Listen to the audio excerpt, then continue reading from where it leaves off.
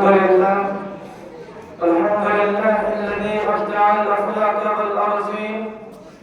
والصلاة والسلام على شمس الهداية واليقين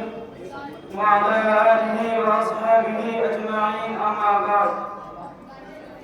فقد قال الله تبارك وتعالى في القرآن المجيد والفرقان الحميد: فأعوذ بالله من الشيطان الرجيم، بسم الله الرحمن الرحيم.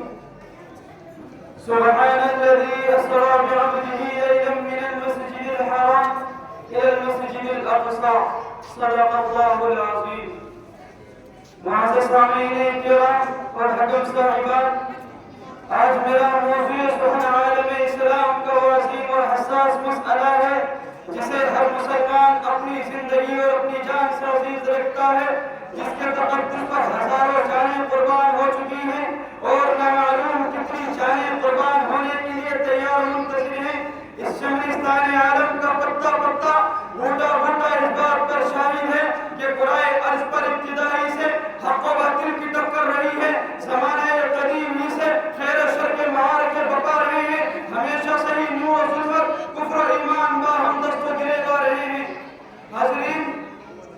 ذرا یاد تو کرو اس وقت کو کہ جب قبلہ اول پر عالم سلیمی 90 سال سے اپنی خوشکا داستان اور ظلم و بربریت کا اعلان کر رہا تھا، پاسبان اسلام خواب غفلت میں مدہوش تھے۔ جب عالم اسلام پر کفر و شرک کی گھنگور گھٹائیں چھا رہی تھی اور پرستاران باطل سرزمین حرم کو اپنے ناپاک اور منحوس قدموں سے آلودہ کر رہے تھے اور باطل پرست طاقتیں مسلمانوں کو مٹانے کے لیے عرض عرب کو تیز نیز کرنے کا عزم مصمم کر چکی تھی، تو ایسے نازک وقت میں خداوند قدوس نے اپنے ایک ایسے پرستار کو حرم کی پاسبانی اور قبلہ اول کی آزادی کے لیے منتخب فرمایا، جس کو آج دنیا سلطان صلاح الدین ایوبی کے نام سے یاد کرتی ہے۔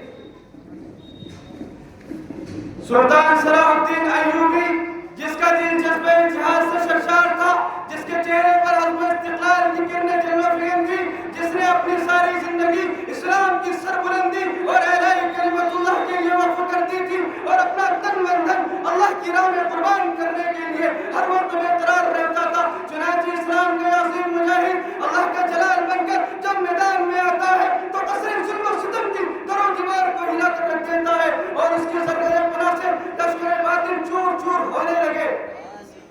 وہ کوچ کے ایک سرے سے حملہ کرتا تو دوسرے سرے سے نکلتے ہوئے نظر آتا، گویا کہ اس کی تلوار ایک سفینہ تھی جو دشمنوں کے امٹتے ہوئے سیلاب میں تیر رہی تھی۔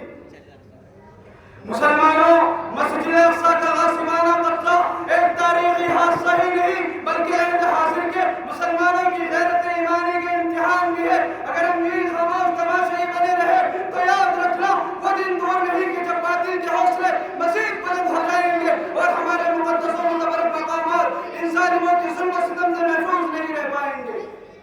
حاضرین، تو ایسے نازک وقت میں ہمارے اوپر فرض عائد ہوتا ہے کہ ہم قبلہ اول کی آزادی اور حرم کی پاسبانی کے لیے اپنا تن من دھن اور اپنی جان اور مال و متاع سب کچھ قربان کرنے کے لیے تیار ہو جائے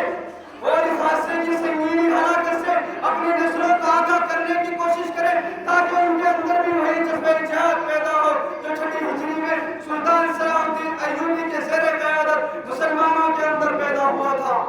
مسلمانوں، تمہارے اندر بھی تو انہی شہدائے اسلام کا خون گردش کر رہا ہے کہ جنہوں نے حرم کی پاسبانی اور قبلہ اول کی آزادی کے لیے اپنا تن من دھن اور اپنی جان اور مال و متاع سب کچھ قربان کر دیا تھا۔ تو مسلمانوں، تم بھی اٹھو اور فکر باطل پر بم بن کر گر پڑو اور برملا یہ اعلان کر دو کہ کبھی ایسا نہیں ہوگا، نہیں ایسا نہیں ہوگا، کبھی ایمان و قرآن کا سودا نہیں ہوگا، کبھی ایمان و قرآن کا سودا نہیں ہوگا۔ ہمیں تو قتل کر دو، شوق سے منظور ہے، لیکن ہمیں تو قتل کر دو، شوق سے منظور ہے، لیکن کبھی شریعت کے کسی مسئلے پر سمجھوتا نہیں ہوگا۔ وما علینا الا البلاغ۔